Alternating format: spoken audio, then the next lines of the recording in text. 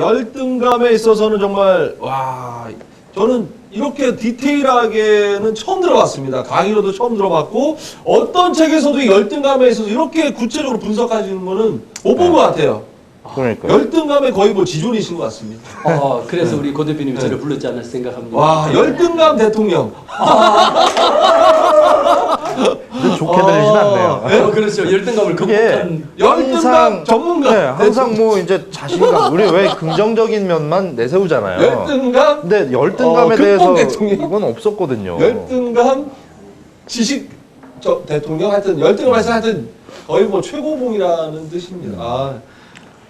오늘 정말 많은 분들이 진지하게 지금 방청을 하셨는데 질문 아까 저기 한 분이 있으신 것 같아요. 질문 좀 해주시죠. 네, 이론적인 부분은 너무나 잘 들었고요. 네. 좋겠습니다. 교수님이 실질적으로 열등감을 극복한 얘기를 몇 가지 해주시면 교수님의 실질적으로 열등감을 극복한 본인의 사례. 예. 네. 저도 제가 극복한 사례들이 지금 나오는 이 이야기라고 보시면 됩니다. 키 작은 남자, 저 역시 키가 몇이신데요? 180 조금 안 됩니다.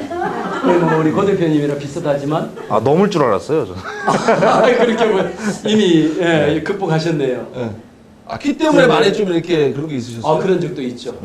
그것도 있고 또 시골 출신이라는 것, 여러분 특정 지역이라는 그런 부분들도 굉장히 심지어 우리 동네 같은 친구들 외에는 제 고향을 모릅니다. 다 고향이 어디냐 물으면 서울이라고 이야기하죠. 근데 이야기를 들어보면 서울 아닌 것 같은데 이 이야기가 나오죠. 어디신데요? 그 이야기는 굉장히 방송에 공개된 적이 없기 때문에 열등감이 아직 있으시네요. 아직 못 꺼내셨네요. 펼치셔야 된다면서요.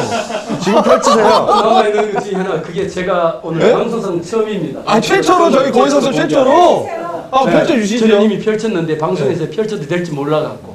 그러면 이렇게 할게요. 저 일단은 국내죠. 네. 국내고 어디시길래? 여러분 제가 열등감이 제 고향이 울릉도입니다. 울릉도. 울릉도 상당히 살기 좋고 멋있는 데인데. 지금은 살기 좋고 낭만 좋고. 멋있는데 그게 여러분 제가 시골에 학교 다닐 때 60년도, 70년도, 80년도 서울에 올라왔을 때는요. 지금 또 울릉도라고 하면 옆에 있는 사람이 울릉도 사람이 이렇게 생겼어? 그전에는 여러분 그런 피해의식이 너무 많았어요. 전혀 지금 이야기하면 여러분들이 이제 워낙에 이제 올게닉 쪽으로 산 좋고 물 좋고 이야기가 되는데 그때는 울릉도 물이 나와? 거기 뭐 이렇게 높은 산에서 떨어지면 바다 떨어지는 거 아니야? 학교가 있어? 뭐 먹고 살아? 이런 이야기들이 거의 대부분이었어요. 하도 그런 이야기를 많이 듣다 보니까 학교에 가서도 보면 친구들이 놀림의 대상이 너무도 많은 그 피해를 많이. 대학 시절도 그랬어요? 대학 시절에도? 대학부터는 제 고향을 몰랐죠. 아예 말을 안 하셨구나. 말을 안 숨기셨구나. 이야. 그런 얘기도 많이 들었을 것 같아요. 이거 어떻게 나왔어 거기서? 그럼요, 당연하죠. 그리고 야, 촌놈이 그렇게 출세한 거야? 오. 이런 이야기들은 뭐 엄청나게 많이 들었죠. 근데 사실 그러면 안 된다는 법도 없는데. 없죠, 당연하죠. 지금도 마찬가지예요. 근데 왜 펼치지 않으셨어요? 저는 그것을 끊임없이 제 스스로는 이미 극복을 한 거예요. 누가 뭐라고 하든 간에 그것이 제 본적도 바뀌었으니까. 세탁을 했습니다. 본적도 세탁하셨어요? 네, 우리 세탁기에 넣고 한번 돌려. 네. 어디로? 서울로? 그렇죠. 서울로. 네, 본적도 세탁을 했죠. 우리 그런 돈만 세탁하는 게 아닙니다. 우리 본적도 다 세탁 다 합니다. 그럼 우리 본 적 없네요. 그렇죠. 그러니까 또 뭐 학력은 당연히 없으셨을 거고. 학벌에 대한 건. 열등감은요, 제가 갖고 있는 우리 가정에 대한 열등감이나 말씀드릴 수는 없지만 네. 그런 참 열등감은 내 속에 있는 괴로움, 끊임없이 제 스스로가 저를 괴롭히는 일들은 너무 많았습니다. 제가 박사가 되는 것도 제 열등감을 극복하기 위해 갖고 나는 박사가 되겠다. 끝까지 나는 어떻게 하든 나는 박사학위를 받고 말겠다. 서울에 가서 공부를 하겠다. 그 전에 꿈도 저도 이렇게 정치하는 것도 제 꿈이었거든요. 꼭 그런 사람이 되겠다. 열등감을 펼칠 수 있는 방법 중에 하나로 생각합니다. 그럼 이제 앞으로 정치를 하실. 정치를 포기했습니다. 그러니까 학벌에 대한 것도 이거는 그 전에는 뭐 어디 뭐 지방대 다니셨. 그럼요. 네.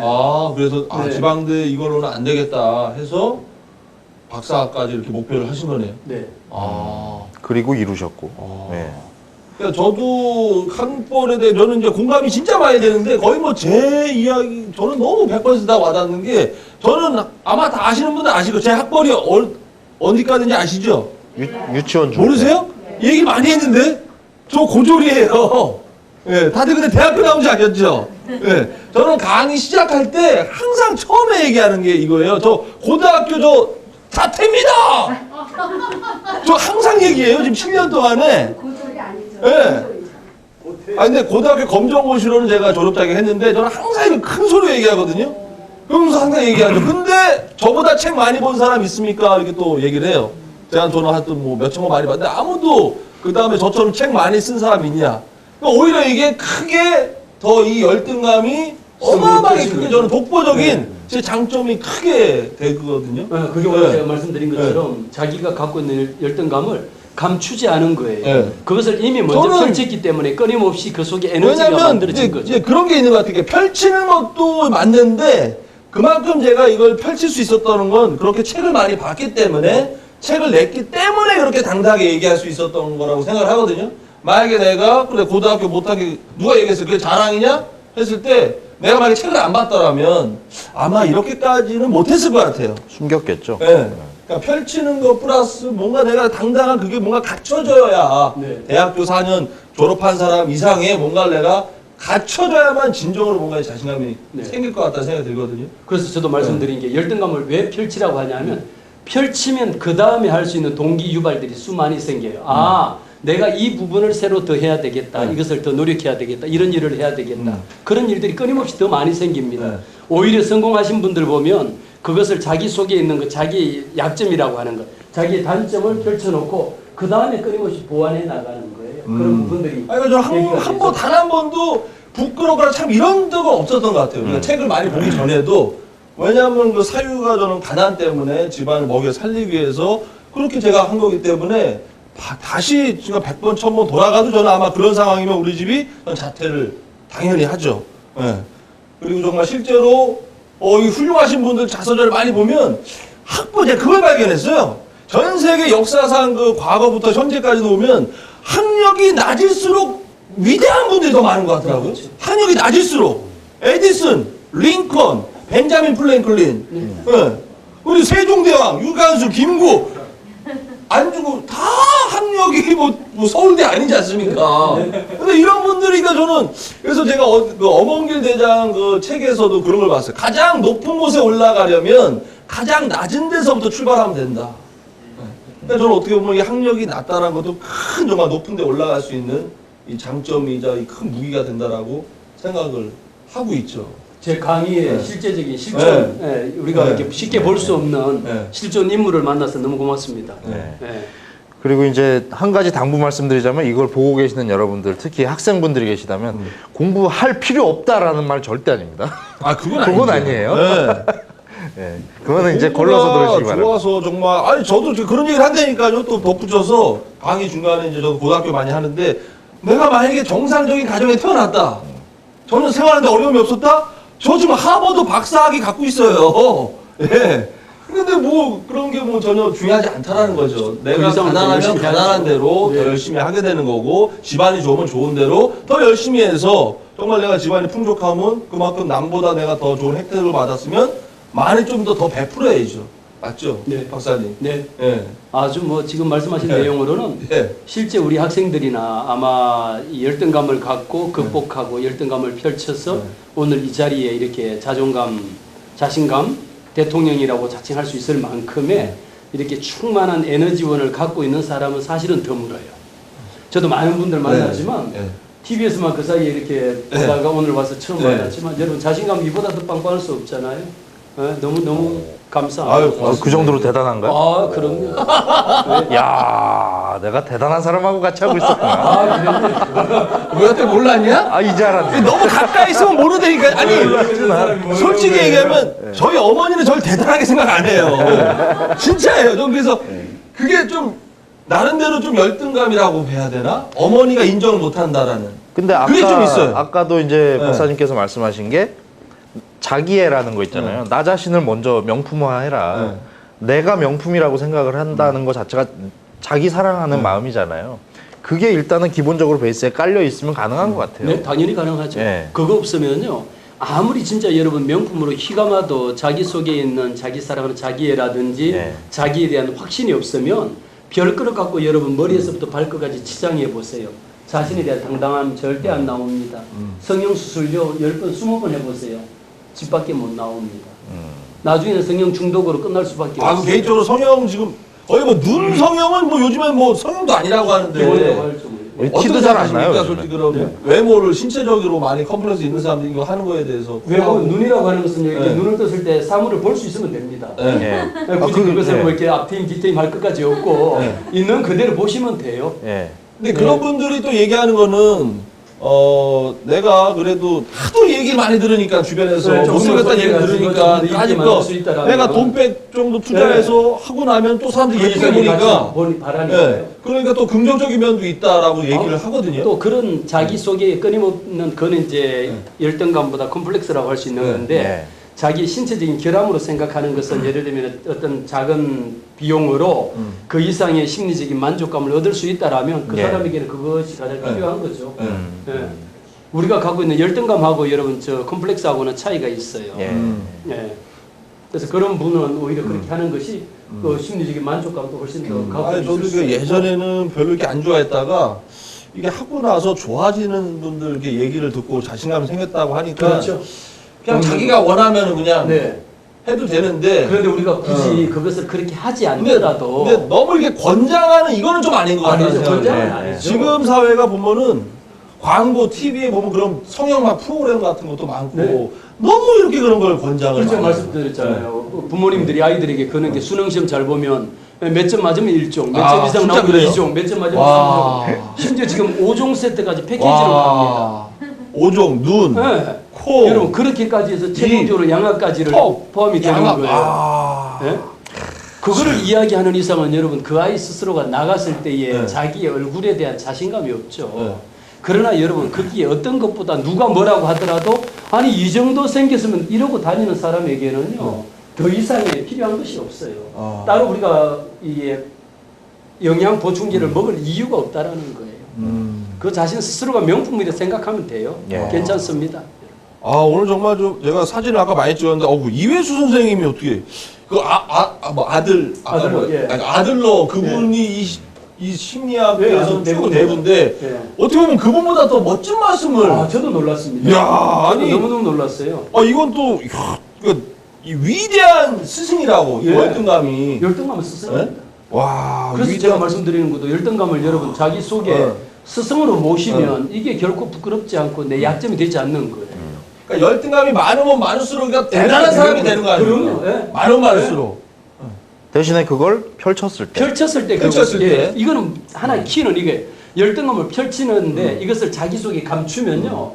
모든 게 하나 속에 감추기 시작하면 두 가지, 세 가지 결국은 밖에 나가지 못합니다.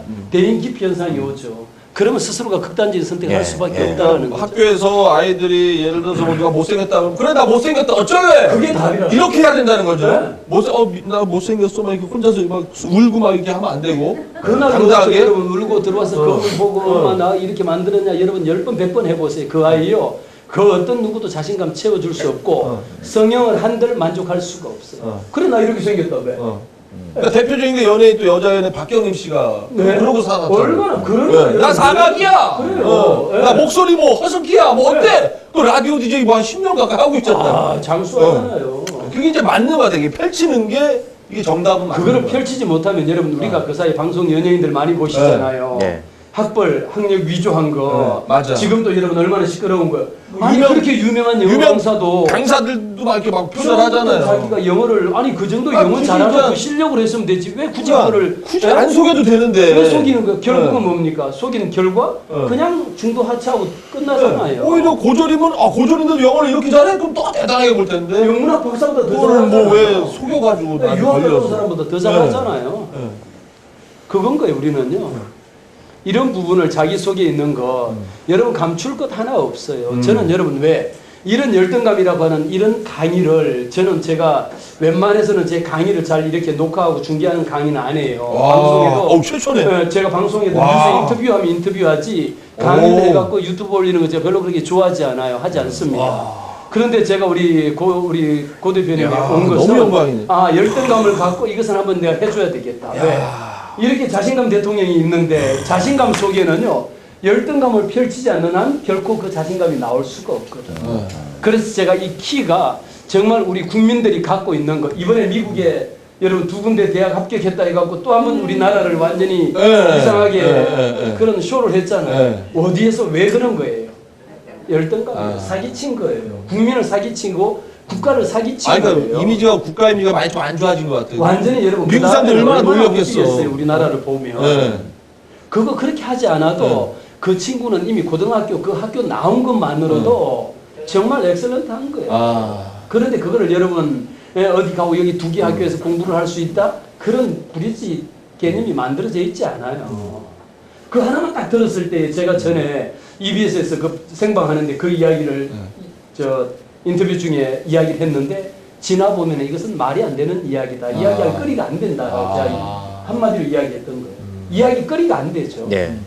이게 어디에서 나오면 그렇지 않았으면요 이 아이도 이것보다 훨씬 더 출세하고 더 성공할 수 있는 건데 결국은 그것 때문에 이 한 아이의 진로를 막아버리는 거예요. 어쩌면 정말 그 아이가 설 수 있는 성공할 수 있는 그 큰 길을 막아버린 거예요. 우리나라에 더 훌륭한 아이들이 거기에 진출할 수 있는 것마저도 장애물에 대한 것을 훨씬 더 많이 만든 거죠. 지금 열등감이 그러니까 전 세계적으로 이렇게 비교를 굳이 하자면 우리나라가 열등감이 좀 약한 나라인가, 많은 나라인가요? 너무 강하죠. 다른 나라보다 열등감이 너무 많죠. 여러분 우리는 우리 문화 자체가 체면치레라고 하잖아요. 못 먹어도 우리는 못 먹어도 이게 고스톱반에서 뭡니까? 못 먹어도 고야. 그리고 우리가 실제 배가 고프지만 물을 마시고도 트럼을 하고 이쑤시개를 써야 되는 게 옛날 양반 문화라는 거예요. 몰라도 뭐 합니까? 아는 척 해야 돼. 없어도 뭐 해야 돼요? 있는 척 해야 돼. 그리고 우리는 척하다 죽은 사람들이 참 많아요. 이게 열등감에 우리가 갖고 있는 열등감을 펼친 게 아니고 열등감을 감춘 대표적인 거예요. 있는 건 뭐냐? 배고프면 선생님 저 배고픈데 밥 좀 주세요. 이따 마치고 라면 한 그릇 사주세요. 예. 이러면 그냥 되는 걸 갖고 우리 고 대표님이 교수님 점심 하고 오셨어요. 그러면 저 많이 먹었습니다. 그리고 지금 인터뷰하는 중에 뵀으면 꼬르륵 소리가 나면 그러니까 이게 그런 이유가 무슨 이렇게 일본의 그런 침략을 좀 많이 받고 또 외세 이런 영향이 또 좀 있는 거죠. 그런 문화적인 게 있죠. 네, 많이 그래서 상처를 받아서 오래됐고 지금 여러분 아까 보신 것처럼 70년의 세월이 지나도 그 문화가 아직도 바뀌지 않는 게 있어요. 척하는 문화예요. 이제는 우리나라도 우리나라 자체가 진실하자, 정직하자, 어니스트한 거예요. 이제 우리나라는 어느 세계하고 같이 우리 개인도 마찬가지로 트릭, 페이크가 아닌 거예요. 정직하지 않으면 설 수가 없어요. 그냥 못 먹어도 몰라도 아는 척하고 뭐 먹고도 안 먹은 척, 안 먹고도 먹은 척 하는 게 아니라 너 먹었냐? 예, 제가 먹었습니다. 안 먹었어요? 저 안 먹었는데 밥 좀 사주세요. 돈 없어? 저 돈 없어요.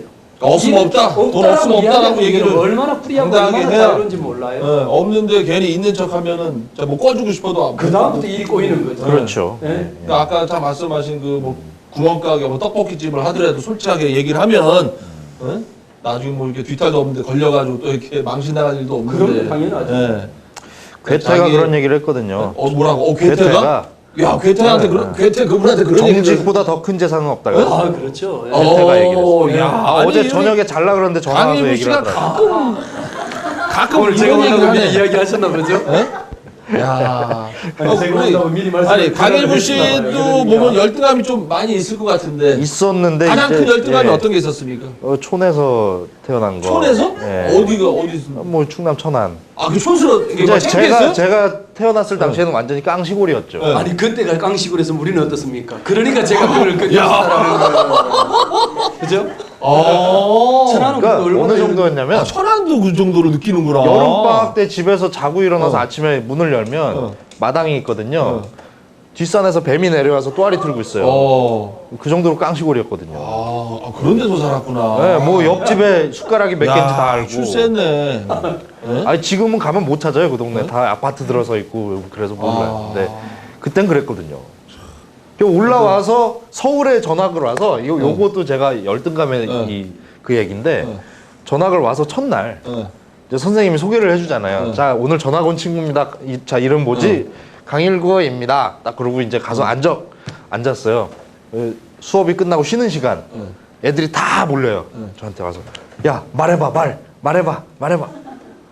이상한 거예요. 왜 말을 해? 뭔 말을 하라는겨? 이랬더니 애들이 그다음부터 말을 하기가 싫은 거예요. 아. 말하기가 너무 싫은 거예요. 그때부터 열등감이 생겼. 컸겠네 그 말을 말투가. 못하죠. 그 열등감이 고등학교 때까지 가더라고요. 와. 아니 그게 그래도 천안은 그래도 야. 명물이잖아요. 천안에서 그 정도면 우리 시골은 어떻게 했어요? 울릉도 사투리가 있죠. 아유 당연히 있죠. 그럼 뭐 말을 못하죠. 울릉도 사투리는 저는 이제 지금 잊어버려갖고 말 몰라요. 강원도랑 비슷하려나? 강원도랑 비슷하죠. 그때는 강원도에 속했으니까. 아. 네. 네. 왜 그래요? 이래요. 밥 먹는기요 이렇게 이런 이야기를 하죠. 네. 아재요 아지맨기요 뭐 이런 이야기를 많이 하고. 우리나라가 참 이런 지역 출신, 저는 솔직히 경기도에서 살아가지고 네. 이런 거를 잘 이게 그런 게 없었는데 명품이시니까요.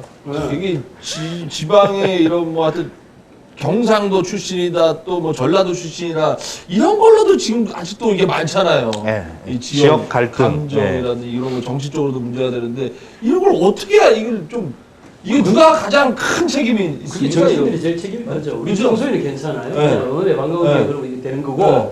정치하고 투표할 때마다 꼭 그게 영원함이 나눠지죠. 그렇죠. 저 너무 그게 네. 왜 도대체 그것도 꼭 색깔로 나눠지잖아요. 네. 그러니까 진짜 저는 희한한 게 10년 전에 중학생이 그런 거 모를 텐데 정치에 근데 이 사람들이 투표권이 되면 또 역시나 90% 이상이 그 지역마다 꼭 나와요. 좀 되게 신기했었어요. 그게. 그리고 아직까지도 유지되나 보면 봐요. 주변에 그런 경상도보다도 특히 뭐 저는 그런 게 전혀 어릴 때부터 이해가 안 되는데 전라도 뭐 거기라 그러면 이상하게 그걸 좀 분위기가 네. 얘기만 하면 좀 안 좋아지는 그런 게 있어요. 그런 것도 지역에 대한 열등감. 네. 그러니까 특히 그쪽 분들이 좀 그게 많이 있나 보죠. 너무 피해의식이 많죠. 네. 그런 열등감 정도가 네. 아니고 네. 그 어떤 특정 사건으로 네. 인해 갖고 네. 피해의식을 갖고 네. 있는 거예요. 이제 광주로 네. 시작이 되는 거죠. 네. 예. 그래서 얼마 전에 5.18 민주묘지 제가 네. 강의차 네. 간 김에 한번 들렸다 왔는데 거기서 그 관계자분들하고 얘기를 하는데 유난히 이게 좀 끈끈하더라고요. 당연하죠. 네. 그러니까 지역적으로 뭔가 이 지역 열등감을 해결하려면은 그쪽에 있는 분들이 더 뭔가 이렇게 펼쳐야 되겠네요. 네. 그렇다 해서 그때마다 이렇게 모이고 뭉치는 것이 아니라 네. 오히려 정말 그 부분들이 네. 그분들부터 시작해서 이렇게 교합이 돼야 돼요. 네. 그런데 정치 때만 되면 따로 모이잖아요. 그러니까 펼친다라는 게 네. 제가 봤을 때는 이런 지역적인 감정 굳이 이제 전라도 그쪽을 펼치려면 너무 이렇게 정말 그쪽 사람들만 나오면 뽑는 게 아니라 좀 이렇게 경기도 사람이든 충청도 사람이든 좀 이렇게 그렇게 먼저 해버리면 예. 당연히 이거 펼친다라는 게 내가 먼저 경상도에서 먼저 이렇게 막 전라도 사람 투표 이걸 원하지 않고 먼저 우리 호남분들이 펼쳐서 경기도 사람들 누구도 다 이렇게 투표를 이렇게 네. 공정으로 사람을 보고 하면 그럼 당연히 경상도도 없어질 것이고 이렇게 되지 않을까 생각을 하거든요. 아예 특정 그 네. 자체를 없애야 돼요. 네, 이게 좀 이게 너무 심한 것 같아요 우리나라는. 이 고혜성 씨가 지역 직접 열등감이. 정치판에 뛰어드시는 게 나을 것 같아요. 제가 한번 해볼까요? 예. 그게 빠를 것 같아요. 하여튼 뭐 또 질문 있으십니까? 아까 열등감과 네. 콤플렉스는 아주 차이가 납니다. 다릅니다라고 얘기하셨어요. 아 열등감이랑 콤플렉스 다르다. 어떻게 다른지. 이제 콤플렉스라고 하는 것은요, 자기가 갖고 있는 이 두 가지가 우리가 심리적으로 보면 콤플렉스는 자기가 신체적인 부분들의 어떤 갖고 있는 약점이라고 생각을 하시면 돼요. 약점. 예. 신체적인 어떤 결함이라든지 아. 예를 들면 우리가 어떤 손에 보이지 않는 흉터가 있다라든지 아. 얼굴에 흉터 이거는 우리가 콤플렉스로 많이 하고 그것을 네. 가리기 위해서 하죠. 아. 그러나 열등감이라고 하는 것은 보이는 이런 흉터 이런 거 콤플렉스 신체적인 핸디캡이 아니고 아. 근본적으로 자기의 마음 속에 갖고 있는 심리적인 요인이에요. 아. 예, 그렇게 보시면 그게 딱 구분이 될 겁니다. 아우 혜성이네는 되게 잘 사는데 우리 집은 왜 이렇게 거지야 뭐 이런 네. 거부터 시작하는 거죠. 그 가난 이런 것들. 하여튼 뭐 마지막으로 지금 뭐 하여튼 뭐 많은 말씀 해주셨는데 우리 젊은 특히나 이게 어른들도 어른들이지만 젊은 대학생들 특히 이게 좀 많이 힘들어하지 않습니까? 네. 뭔가 좀 자기 스펙이 딸린다 이런 것 때문에 많이 좀 미래도 좀 뭔가 불투명하게 생각을 하고 네. 그런 젊은 청춘들이 특히나 이렇게 열등감을 많이 느끼고 있는데 이런 분들이 제가 우리 그래서 제가 우리 청춘들에게 네. 청춘 힘내라고 이 책이 청춘들을 위해서 네, 청춘들을 위해서 쓴 써 있네. 책이- 청춘 심리학이라고 돼 있네요. 네, 이게 청춘 심리학이에요. 인사이드 아웃이라는 게 내 네. 마음 속에 있는 것을 끌어내라. 네. 힘들면 힘들다라고 이야기해라. 네. 더 이상 그것을 숨기지 말고 부모님에게도 힘들다라는 이야기를 펼쳐놓고 하고 주변에 많은 사람들이 필요가 없어요. 딱 한 사람만 있어도 너 힘들구나 그러면 아. 내가 힘들다라고 하는 이야기를 누군가에게 그 많은 사람들이 필요 없어요. 한 사람만 정말 나를 지지해주고 나를 공감해줄 한 사람의 친구만 있으면 결코 중간에 포기하지 않습니다. 그래서 우리 청춘들이 끝까지 자기 마음속에 있는 힘들어하는 부분들을 야 나 이럴 때 힘들다 다른 사람들에게 힘 안 드는 것처럼 하지만 야 나 이렇게 일구야 이렇게 힘들다 밥 좀 사줘 예를 들면 이렇게 우리 일구 선생님한테 이렇게 이야기할 수 있는 것 그 한 사람이 될 수 있는 거예요. 누구나가 주변에 많은 사람들이 있지만 사실은 그 많은 사람들에게 털어내놓을 수 있는 한 사람이 없어요.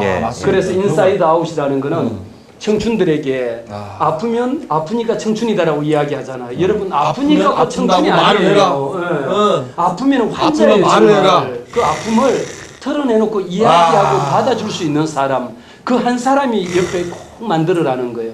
그 한 사람이 있는 한 여러분 학교 다닐 때에 권총 학사 경고 안 받아본 사람이 어디 있겠어요?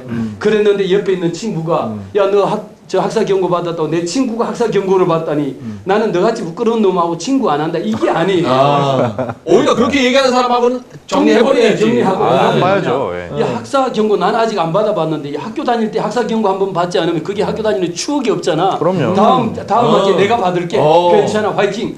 그리고 여러분 그것을 위로해주고 격려해주고 지지해줄 수 있는 그 한 사람의 친구만 있으면 성공할 수 있다라는 거예요. 그래서 청춘들이요 중간에 포기하지 말고 끝까지 한 친구만 있으면 얼마든지 여러분들 앞에는 더 잘할 수 있는 자기가 갖고 있는 꿈과 꿈끼라는 것 얼마든지 자기 끼를 발산할 수 있는 무한한 것이 있어요. 취업 안 되는 거요? 굳이 한국에서 여러분 어렵게 생각하지 말고 세계는 넓고 할 일은 많아요. 세계 속에 할 일들 무지 많습니다. 또 마음속에 심리적으로 힘들어하는 것 아프니까 청춘인 줄 알아요. 그 청춘의 아픔을 해결할 수 있는 솔루션도 제가 이 책 속에다 담고 있어요. 그래서 가능한 한 청춘들이 자기를 돌아보고 통찰하고 어디가 아픈지 왜 아픈지 이 아픔을 어떻게 해결할 수 있는지 함께 고민해봤으면 좋겠습니다. 야, 와, 이거 뭐 진짜 쏙쏙 들어올 것 같은데요? 지금 보는 뭐 청춘들이, 야, 이거는 정말 너무 단순하면서도 심플하면서도 완벽한 해결책 같아요. 딱 한 사람만 나를 이해해주고 내 아픈 힘든 이야기를 들어줄 수 있는 사람을 찾아라. 그리고 말을 해라. 나한테 아까 뭐 돈도 달라고? 너무 나한테 막 얘는 잘해요 그거를. 고혜성 씨 아프면 아프다고 얘기를 해요. 내가 있잖아. 오늘 정말 너무 좋았습니다. 근데 저는 정신 세계가 좀 이상한 건지 저 아까 제가 혼자 왜 웃었냐면 이 책 제목을 보고 저만 그렇게 잘못 본 거예요. 요걸 세로로 읽은 거예요. 저는 세로로? 이웃끼리 인사 안 하면 아웃이다. 인사 안 하면 아웃. 아이고 왜 그렇게 보였는지 모르겠는데. 그것도 맞는 건데. 죄송합니다. 그것도 맞다. 아니 죄송합니다. 인사 그것도 맞지. 이게 여러분 최고의 배려인 거예요. 최고의 배려예요. 인사이드 아웃이 갖고 있는 9가지 효과라는 게 있어요. 9가지의 효과 중에 상대방을 배려해 줄 수 있는 것. 이웃끼리 인사하지 않으면 아웃이다. 여러분 저도 오늘 처음 알게 된 사실이지만 이 책 속에 그런 놀라운 비밀, 놀라운 비밀이 숨겨져 있다는 거 너무 고맙습니다. 또 있을 거예요. 젊은 청춘들뿐만 아니라 많은 남녀노소가 다 읽어야 될 그런 책이지 않습니까? 인사이드 아웃 많이 좀 사랑해 주시기 바라겠습니다. 여기까지 하겠습니다. 감사합니다. 야.